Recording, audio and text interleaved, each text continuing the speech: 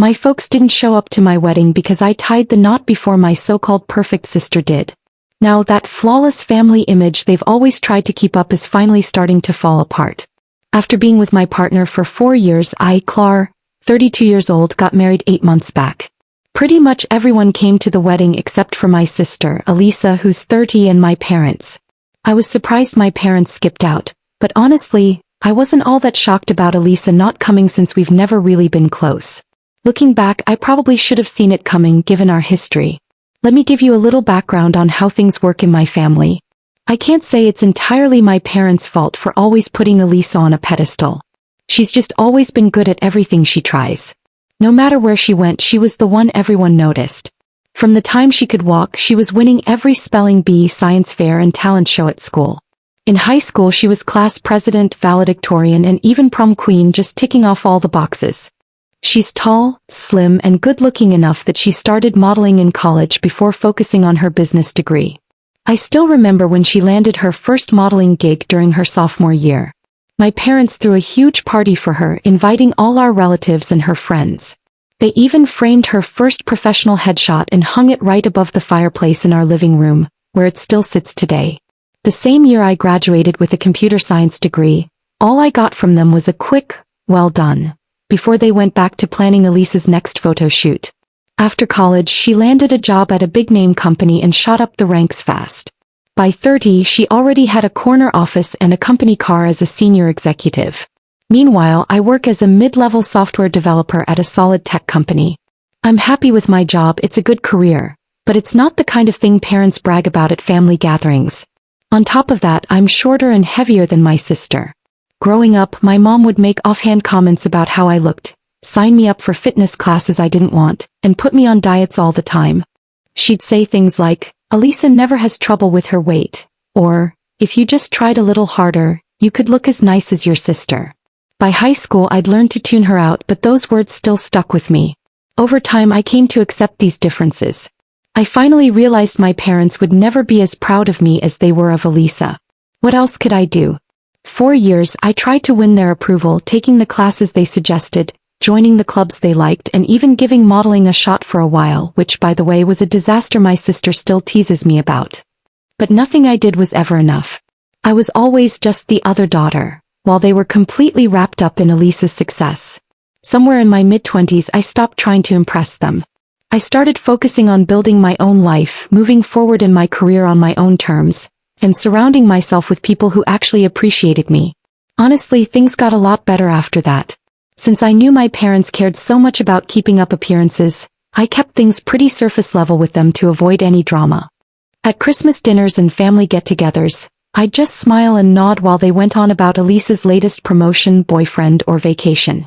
They were so busy doting on her, they didn't even notice how distant I'd become. Then, at a tech conference, I met my husband through a mutual friend. He actually saw me for who I am, which was a first in my family. He liked my dry sense of humor, my coding skills, and even my body type. From day one, he never once suggested I should change or compared me to anyone else. After 4 years together, he proposed while we were at home, eating takeout with our favorite show playing in the background. It couldn't have been more perfect. Of course, I told my parents about the engagement last year. Their reaction should have been my first warning. Instead of congratulations, there was just silence. My mom asked if I was sure I wanted to rush into things and suggested I might want to get in better shape before the wedding. My dad barely said a word. At the engagement party, my husband noticed how weird they were acting, but I was too nervous to really process it. They spent most of the night huddled over my mom's phone in the corner. Later, my husband told me he overheard them talking to Alisa, who was crying on the other end. He caught bits and pieces about how this wasn't the way things were supposed to go, and how they never thought Clar would get married first. There were a few bumps in the road while planning the wedding. Even though Alisa wasn't engaged, my mom already had a bunch of wedding Pinterest boards made for her and didn't care about helping me pick out a dress or a venue. When I finally chose my dress, a simple but beautiful A-line gown that made me feel great, my mom just said it was practical and suits your figure. In the end, it was my future mother-in-law who treated me like her own daughter, who helped me with most of the planning. Before sending out the wedding invitations, I went over the guest list with my husband more than once, making sure we didn't miss anyone. We sent both digital and paper invites, and I know for a fact my parents got theirs because the electronic ones showed red receipts. When I noticed they hadn't RSVP'd, I called, texted, and emailed them several times. Most of the time they either ignored me or gave vague excuses about being busy and needing to check their calendars. I couldn't let myself get too caught up in it though, since I was already swamped with wedding prep. My in-laws really stepped up, helping with everything from the seating chart to picking out flowers. Even at the beautiful bridal shower my husband's sister threw for me, nobody brought up the obvious fact that my own family wasn't there. Despite my parents' absence, the wedding day itself was wonderful. We had a relaxed afternoon party in a garden after a morning ceremony. People kept telling us how happy and in love we looked, and they were right, but there were moments when their absence hit me hard, like seeing those empty seats up front or realizing I wouldn't get to have a father-daughter dance. After the honeymoon I wanted answers. When I finally got my parents on the phone, they claimed they were deeply hurt because they never got a formal invitation. My mom went on and on about how careless I was, how she'd always dreamed of helping plan her daughter's weddings, and how she couldn't understand why I'd leave them out of such a big moment. I was honestly confused since I knew we'd sent both types of invitations. While we were on the call, I double-checked our records and even confirmed the delivery of the physical invites. I didn't bother calling them out for trying to gaslight me. I just apologized for the mistake, and ended the conversation. Later my husband pointed out a bunch of things that showed what was really going on, like how my parents seemed more shocked than happy when we told them we were engaged, or how they kept finding reasons not to help with the wedding. He hadn't mentioned it before because he didn't want to stress me out, but looking back the pattern was obvious. The idea that I, the less accomplished daughter, was getting married before their golden child was just too much for them. Their attitude only confirmed what I'd always suspected but tried not to believe. I'd never measure up to my sister in their eyes. The hardest part was realizing that even my wedding day, something that should have been about love and new beginnings, ended up being just another battle in their endless quest to keep up appearances, with Alisa always at the center. Recently, I heard from other relatives that Alisa got engaged to a guy she's been seeing for about a year. In the family group chats I'm not part of, my parents are apparently over the moon, already planning a huge wedding for her. They're bragging about fancy venues and designer dresses, and my mom is taking Alisa to private fittings at high-end boutiques, all the mother-daughter moments I never got. What's interesting is that a lot of our relatives are now refusing to attend Alisa's wedding and engagement party. My parents' behavior at my wedding has become a hot topic in the family. When people ask me why my parents skipped my wedding, I just tell them the truth as I see it. They couldn't handle me getting married before their favorite daughter. I don't sugarcoat it or try to get anyone on my side, I just lay out the facts. A few days ago my parents reached out and accused me of trying to ruin Alisa's wedding.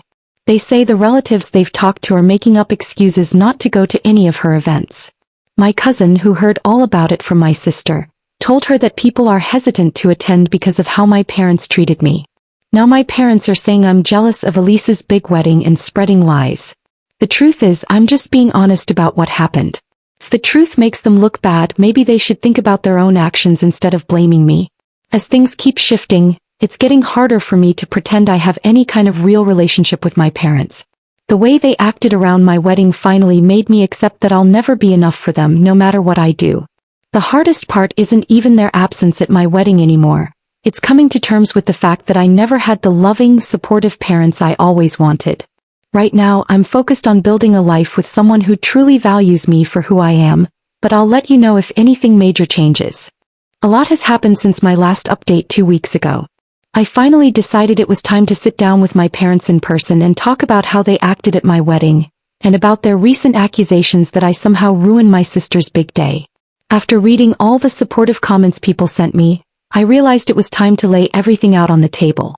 When my parents started texting me about how I'd ruined the family's reputation, things got heated fast. On the phone they jumped right into accusing me of being jealous of Alisa and plotting the whole thing. But this time I did something I'd never done before. I agreed with them, just not in the way they expected. Instead of defending myself like I usually do, I told them, "You're right. I am jealous, not of Alisa's job or her looks or her achievements. I'm jealous of the love and support you've always given her, the kind you never even tried to give me." There was a long silence. Then my mom started insisting I was blowing things out of proportion, saying they'd always treated us the same. Something inside me just snapped. All those feelings I'd kept bottled up for years came pouring out. I told them about every birthday that got overshadowed by Alisa's latest win, about the time my mom canceled my high school graduation dinner because Alisa had a modeling callback, about how her prom dress cost more than all my college textbooks for a year. I kept going even when my dad tried to interrupt and say I was exaggerating. I talked about how they spent years planning my sister's imaginary wedding but barely cared about mine, and how it hurt to see their seats empty while my mother-in-law helped me with everything from dress shopping to planning. Their response told me everything I needed to know. Instead of listening, they turned it all back on me. "Why didn't you ever say anything if you felt this way?" my mom demanded, like I hadn't tried to talk to them for years. My dad said I was being unfair and spiteful by sharing my feelings with other family members. Then my mom said something that made everything crystal clear. "We never thought you'd go so far as to try to ruin Alisa's wedding out of spite, but we always knew you were insecure about her success. This isn't how we raised you." That's when I realized they weren't even hearing me. To them, none of this was about their actions or my feelings, it was all about how Alisa was reacting. Even in a conversation about missing my wedding, they were more worried about her upcoming marriage than about the pain they'd caused me. For the first time, I didn't try to smooth things over. I didn't backtrack or apologize. I just told them exactly how I felt. "You're right about one thing," I said. "You did raise me. You taught me that I'd never be good enough, that Alisa's achievements would always matter more, and that keeping up your perfect family image was more important than how I felt. But you also taught me without meaning to that I deserve better than this." There was a long pause before my dad spoke, his voice cold and steady. "Maybe it's time we stop pretending we're bad parents, since you've already decided we are and you seem to enjoy seeing us hurt. We thought you'd help us fix this because you're family, but it's clear you've made your choice." My mom finished it off. "Maybe you just couldn't handle not being the center of attention, even though we always tried to treat you both the same, Clar. That's not our fault. You chose to play the victim." I didn't argue. What was the point? Everything I'd said was just proven right by their reaction. They couldn't take responsibility for any of it, not even now. I just said goodbye and hung up. What surprised me most was the relief I felt afterward. Sure, I cried, but it wasn't the desperate, gut-wrenching crying I remember from when I was younger. These tears felt freeing.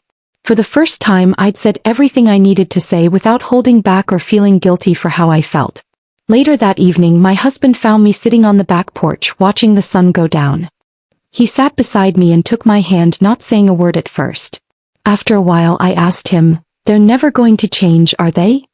He squeezed my hand and said, "No, but you have, and that's what matters." He was right. I have changed. The girl who used to bend over backward for her parents' approval is gone. I don't need their validation anymore, not after that conversation. It still hurts to admit my parents will never be the people I wish they were, but it doesn't hurt as much as holding on to hope that they'll ever change. For the first time, I honestly don't care what happens with my sister's wedding or the family drama. I've said my piece and now they have to deal with the fallout. The strangest thing is, I feel like a weight I've carried my whole life has finally been lifted. It's not the happy ending I wanted with my parents, but maybe it's the one I needed, the freedom to stop chasing after love that should have been there all along. It's been 3 days since that showdown with my parents, and things have taken an unexpected turn. Alisa decided to jump into the mess herself, but her plan backfired in a big way. Yesterday morning she sent me a carefully worded message, dripping with that condescending tone she's perfected over the years. She wrote, "What you said to Mom and Dad was totally out of line. They've supported us through everything and given us so much. You can't just blame them for being bad parents because you're insecure about your own choices." She kept going, mixing her usual moral high ground with little digs. "I get that your wedding didn't turn out the way you wanted, but that doesn't mean you should try to ruin mine. There's nothing wrong with wanting a celebration that honors those of us who've worked hard to meet certain standards, Clar. Not everything has to be a competition." I didn't bother replying. I've learned that engaging with her just gives her more fuel. After years of dealing with her manipulative ways, I just blocked her number. Alisa's never been one to handle being ignored, so I figured that would be the end of it. A few hours later, my husband called me at work, laughing so hard he could barely get the words out. Since she couldn't reach me, Alisa somehow tracked down his personal number, probably through a mutual friend, and sent him a series of texts explaining exactly why my relationship with her has always been rocky. She started off trying to sound professional, As Clar's sister and someone who cares deeply about our family, I feel compelled to reach out. But it didn't take long for her real motives to show. She told my husband that, as the new man in my life, it was his job to help me act more appropriately. The messages got more and more patronizing. "Family dynamics are complicated," she told him as if he didn't know, and said that someone as sensitive as me might not grasp the bigger picture. She suggested he help me see reason before I did any more damage to family relationships. The best part was when she tried to appeal to what she thought were his ambitions. She actually wrote, "Surely you understand that keeping good relationships with successful family members like me could be helpful for your future. Clar's behavior is only hurting her own prospects and yours too." My husband, who's always seen right through Alisa, thought the whole thing was hilarious. He especially loved how she assumed her job title or the chance to network would impress him. As he put it, "She really doesn't know me at all, does she?" That night we sat together and read through her messages. Instead of feeling hurt or angry, I found myself laughing with my husband. Watching Alisa's old tricks fall flat, especially when aimed at someone who's immune to them, was honestly freeing. This whole episode made me realize something important about my sister. Deep down, she's still that insecure teenager who needs to put others down to feel better about herself. For all her success, she still doesn't get what real relationships are about. The fact that she tried to manipulate my husband when she couldn't get to me directly just proved it. She used to do the same thing in high school. If she couldn't bully me, she'd try to turn my friends against me. Different decade, same old playbook. With this new perspective, I can see that Alisa's behavior goes way beyond normal sibling rivalry. All through our childhood, she worked hard to keep her spot as the favorite, always making sure our parents and I knew how much better she was. She had to outshine anything I did, and she never missed a chance to point out my flaws to anyone I got close to. The difference now is how I respond. 10 years ago, her messages would have sent me spiraling into self-doubt. 5 years ago, I would have been hurt and upset. Today, I'm just tired of the drama and honestly find her attempts at manipulation kind of funny.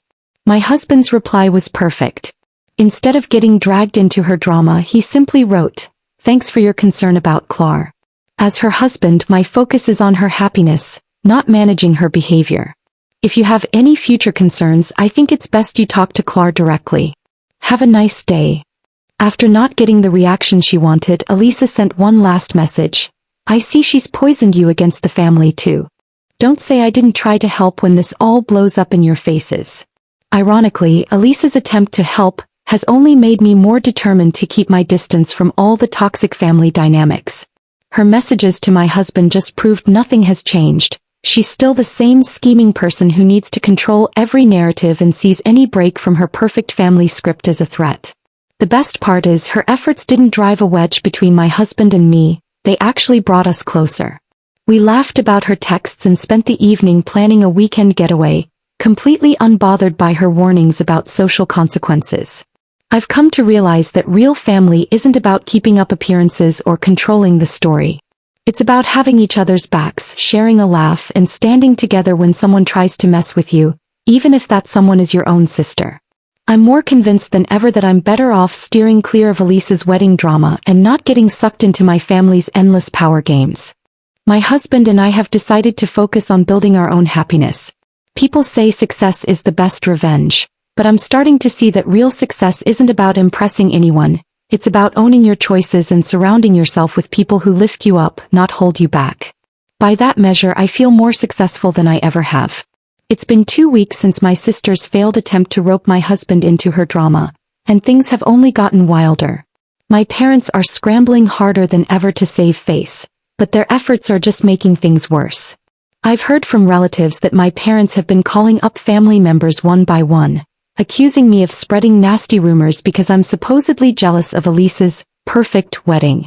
According to their latest story, I left them out of my wedding on purpose so I could play the victim. What cracks me up is that my parents still live in the same house they've had for 3 decades, and their email addresses haven't changed since dial-up days. Yet now they're telling everyone I sent their invitations to some old address. The best part? Nobody's buying it. In fact, more and more relatives are coming forward with their own stories about my parents' favoritism. One of my aunts even mentioned that my mom has pulled similar stunts at other family weddings, always trying to make sure Alisa was the star of the show. The way my extended family is responding to my parents' games has honestly been the most satisfying part of all this. Some pretty important relatives, folks who were supposed to play big roles in Alisa's wedding, have decided to back out.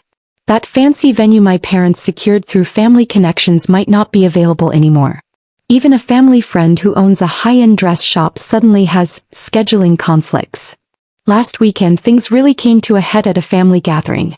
Someone innocently asked to see my wedding photos and my mom just lost it. She went off on a rant about how I've changed since getting married and accused me of trying to tear the family apart. Her meltdown shocked a bunch of relatives who had no idea what was really going on, and it did even more damage to the reputation my parents have worked so hard to protect. The irony is almost too much. My parents' desperate attempts to keep up their perfect family act are exactly what's causing it to unravel. Every time they try to explain away their absence at my wedding, they end up revealing more about their true colors. The more they try to paint me as the villain, the more people see through their act. Family members who used to stay neutral are now choosing sides. Even my dad's brother, who always kept quiet to keep the peace, recently apologized for not speaking up sooner and told me he and his family won't be attending any of Alisa's wedding events.